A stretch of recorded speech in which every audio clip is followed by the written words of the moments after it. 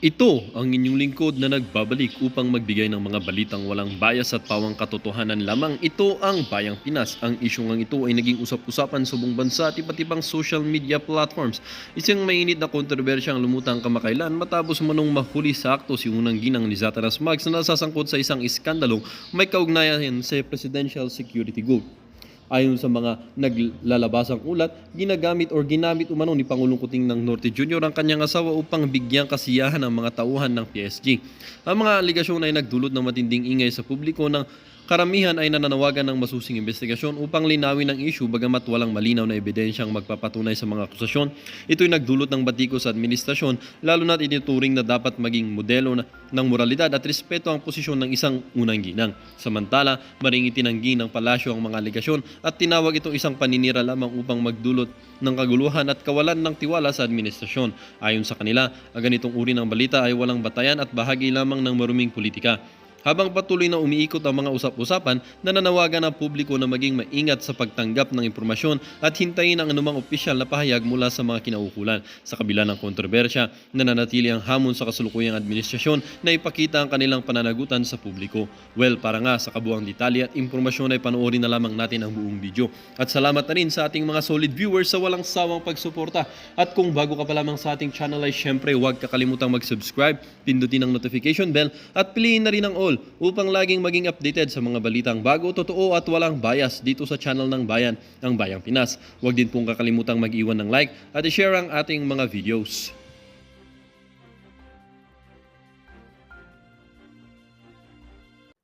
Here we go. Ulitin ko ha, breaking news.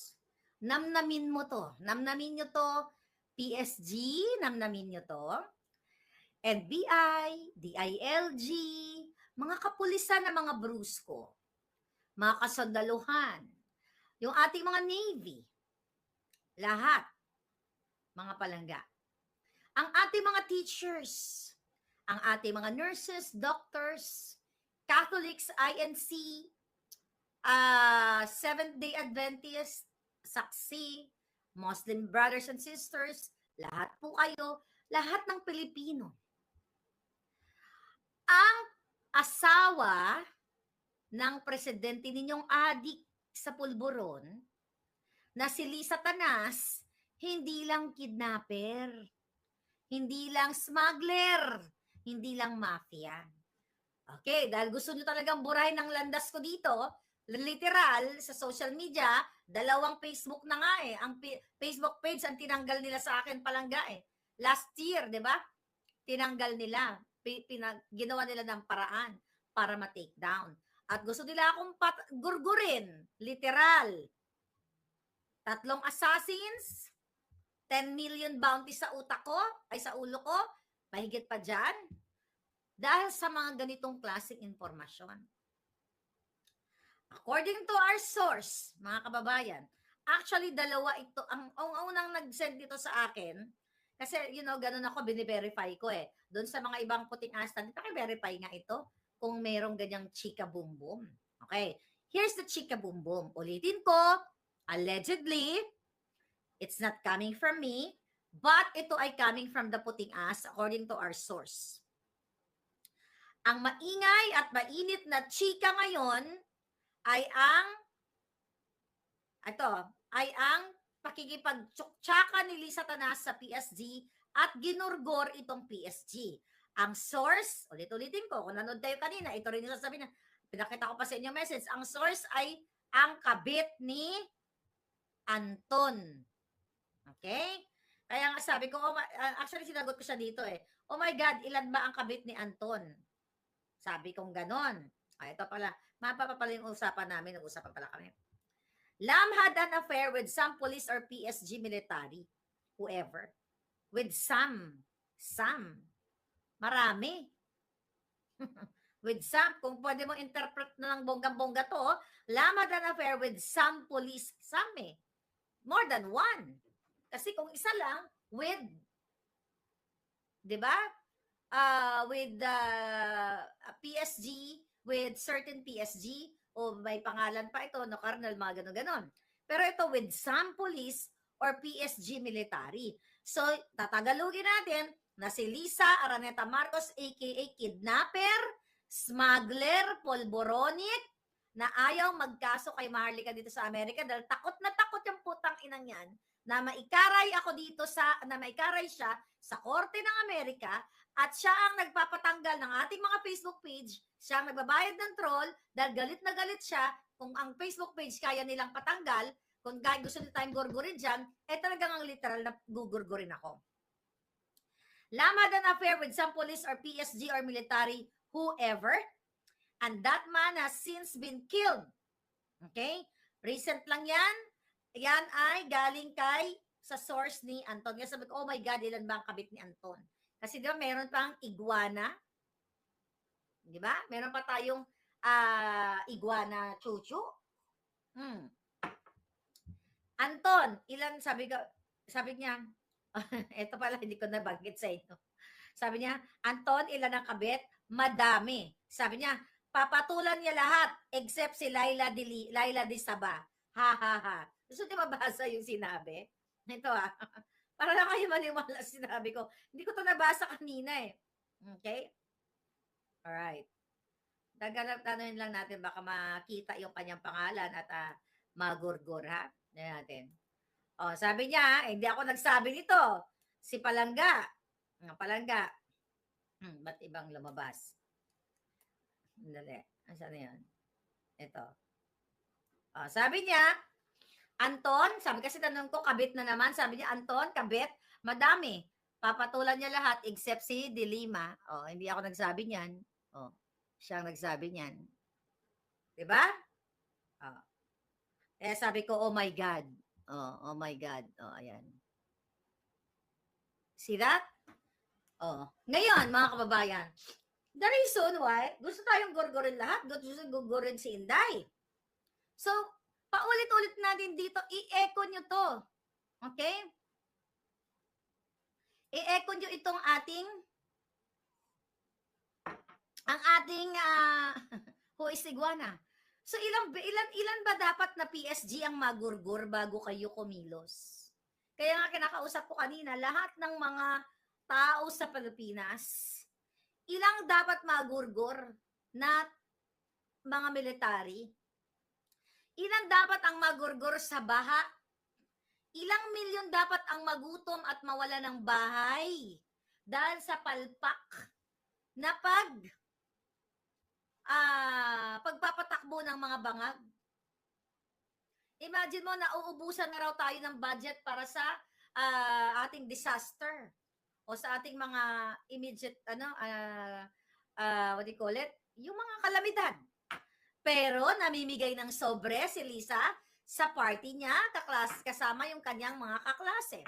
Namimigay si Lisa Tanas ng mga payola, nagbabayad si Lisa ng bounty sa ulo ko, nagbabayad si Lisa Tanas ng milyon-milyon ng proxy cases para sa akin at sa iba pa, pero walang budget para sa inyo. Hanggang ngayon, hindi pa natatanggap ng mga elderly yung kanilang social pension dahil gipit. Kayo dyan, ang mga military, ang pangako sa inyo ni Tambaloslos, 350 per day ba na allowance? Pero recently, ano sabi? 250 na lang daw? Ano yun? Talaga bang hindi kayo kikilos? Although kumikilos ng ating mga palangga, ang ating mga SS Shrine, fellowship. Lahat ng mga leaders dyan, pumunta na kayo dyan, wag na kayo magpatumpik-tumpik pa, pumunta na kayo and shout out doon sa ating mga naiiwan hanggang ngayon. Nandyan pa rin sa EDSA, hindi sila uuwi. Taga-probinsya sila, pinost ni Maui, Princess Maui. Ito na ang larawan ng inyong bansa. Okay. Balikan natin ito kasi nakakalimutan nyo lahat eh. Okay. Balikan natin to. Okay. Ang unang babalikan natin mga palangga ay mamaya na yung nabudol song. Okay. INC si Lisa Tanas, according to my source, yung kanyang Atty. Puting Ahas, yung kanyang katsuktsakan ay pinagurgur nila. Here we go.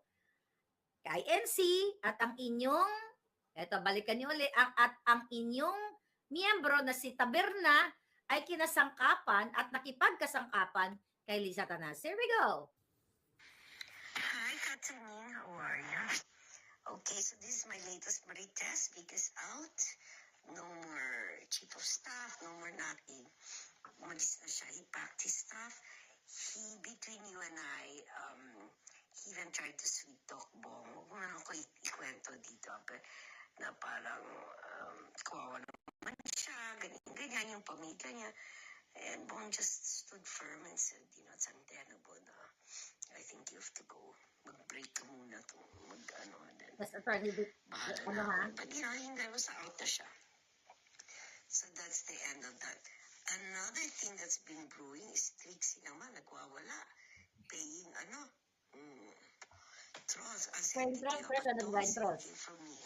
I'd give you if you say patay ako. Okay, bye-bye. Love ya. Love ya. Hi, Katanin. Hi, Extraction. Lily. How are Dahil lang, binabalikan lang natin na itong hayop na Lisa lahat ang nagkokontrol, nagbibigay ng kahirapan sa inyo. May mga napapatay dahil sa kalandian niya, according to our source. Eto, balikan natin yung issue sa DFA ng extraction. I think video to ito na lang muna. Boses. you? I'm here in Bacolod. Campaign Ganda, for my di ba? happy look. With Marie Chris and a bunch of gay people. But anyway, the reason why I called you is I have a favor to ask you. We gave all the documents na to Mila, but syempre iba pag tumawag ka. A good friend of ours, Francis Chua, basically has a problem in Istanbul, in Turkey, so he went to court. The judge issued an order in his favor. So now we're just having everything authenticated so that it can be served in the embassy in Istanbul, right? So Mila has all the documents. I won't bore you with the details, but if you could call Mila and just give it a little push. Everything's above board, don't worry. I'm very good at that. But yeah, that's it. So I hope to see you soon. Okay, give a little push. Sa mga papasok lang na kakakilala pa lang sa akin, ang iba dito alam na nila yan, kabisado na nila yan. Yung mga audio, okay, na pinasendit ko sa inyo, yun po yung sinasabi kong kidnapping na sangkot si Lisa, na extraction.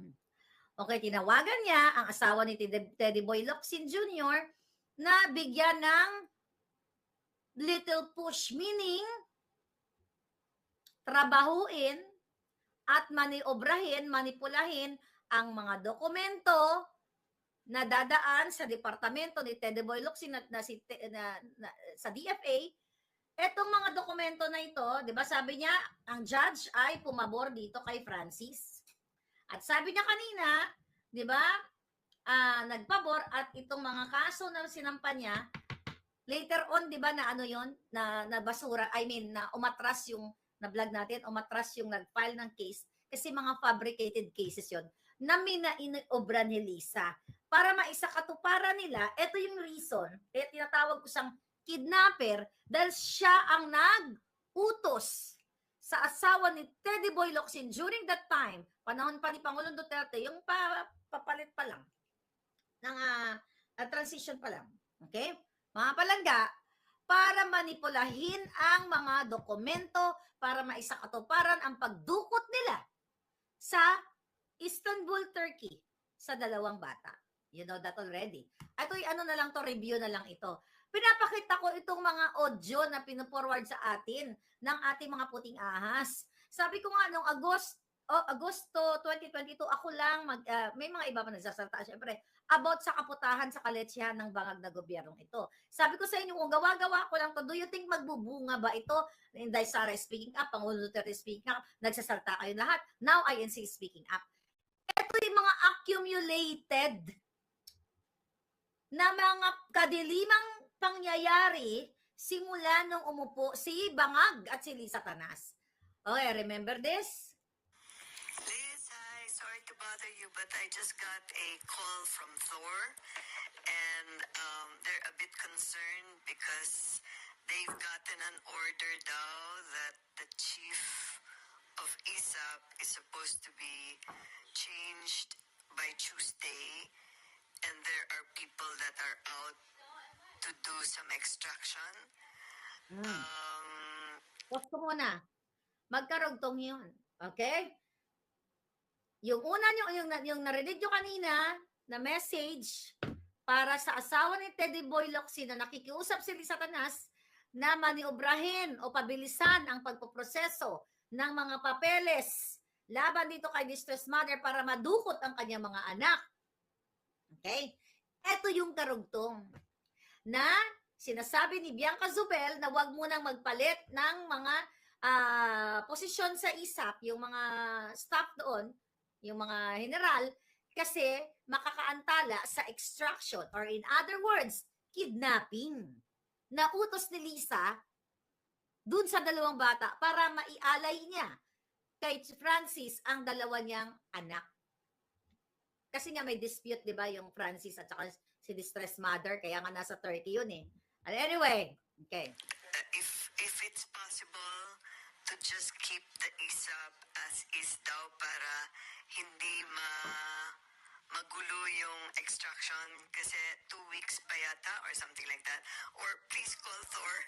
I might be saying the wrong things, but Thor needs some needs help from you. Thank you. O, diba? Yun yung mga mensahe, mga messages, sabi ko nga accumulated messages na mga nakuha natin. So yung extraction na yun, nakikiusap si nagbibigay ng mensahe ito si Zubel na wag munang galawin. Okay? Ang ISAP o yung pagpapalit ng mga tao doon. Kaya nga 'di ba naalala niyo yung video ni Satanas? Nakasama niya si Demi na sabi niya ano ang sabi niya doon na kapag hindi daw siya nakikialam. Okay?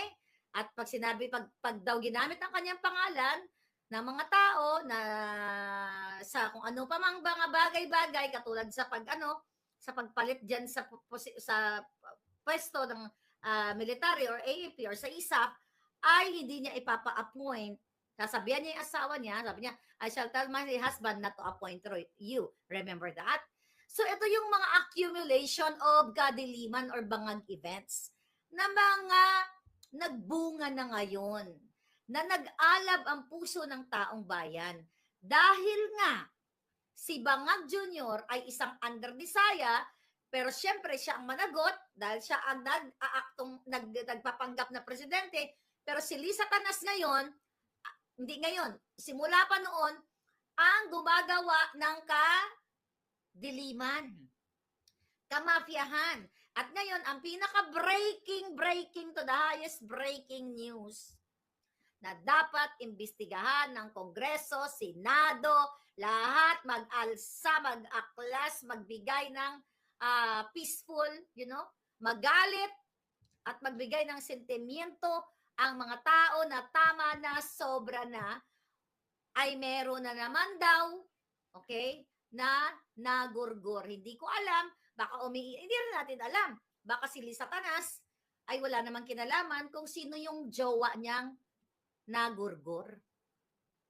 Kasi, according to our source, basahin ko ulit, intindihin natin, hindi naman sinabi na siya ang nagpagurgur. Baka nahuli sila na uli, tapos nag-utos si Bangag.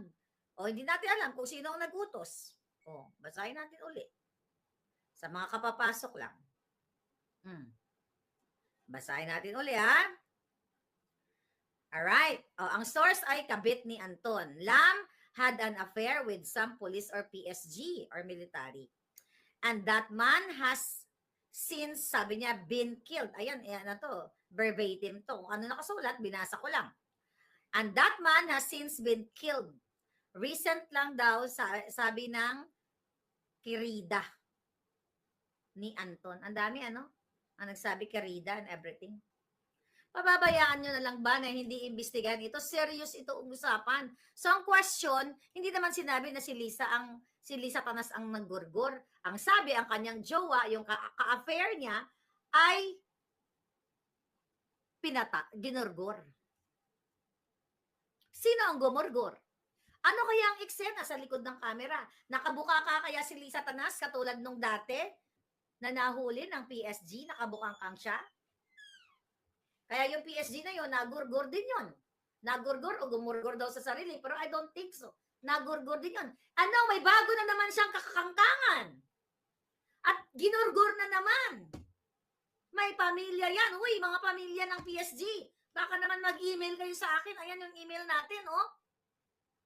Baka papayagan nyo na lang ba na masira ang inyong buhay? For sure, yung mga PSG na yan, may mga asawa na yan. Unless na lang, may marong buang na PSG na bata na pumasok sa kadiliman ni Lisa Tanas. Right?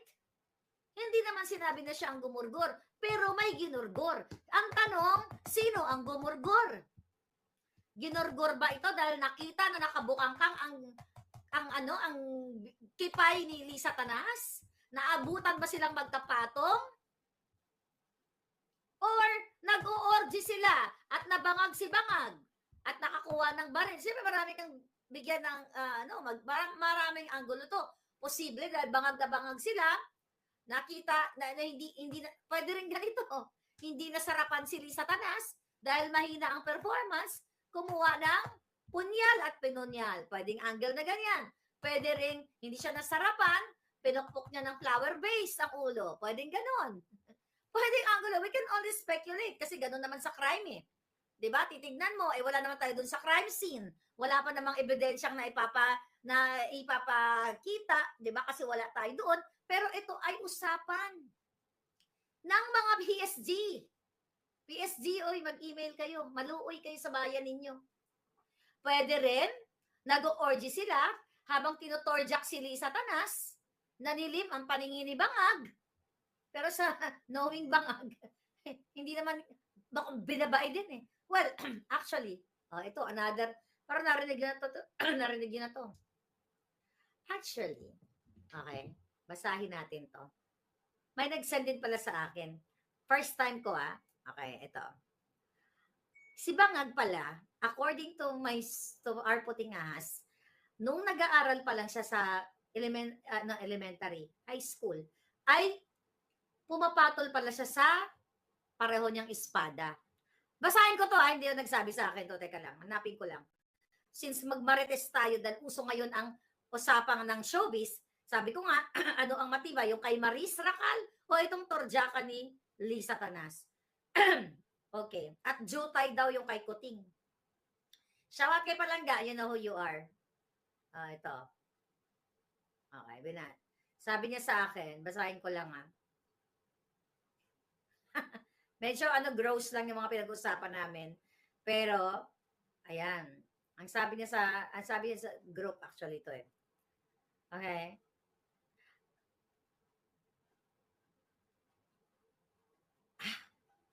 Oh my God. Hindi ako nagsabi nun Ito. Sabi sa Palangga, alam mo yan, sabi niya si Bangag, napakalibog niya nung bata pa. Total, uso naman ngayon ang text messages. O, di ba?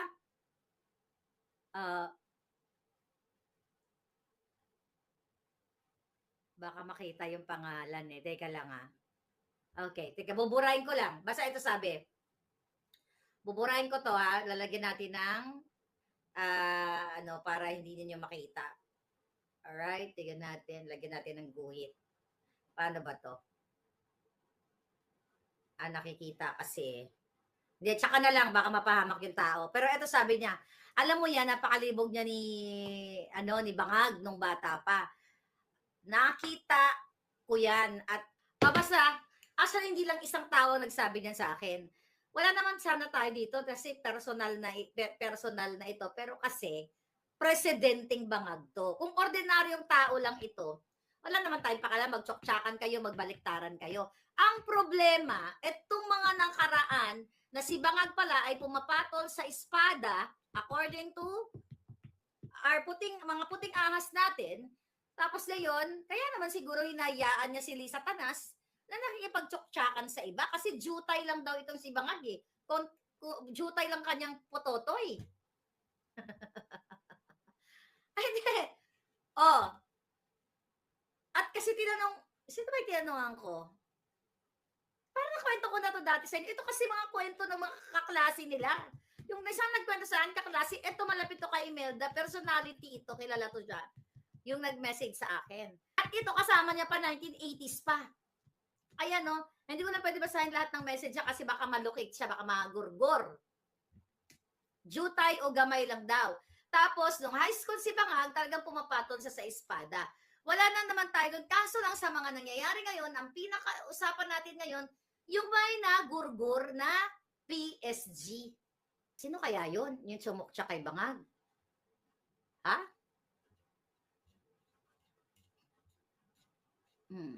Malay ko, hindi ko naman lahat kilala yung mga basketball player eh.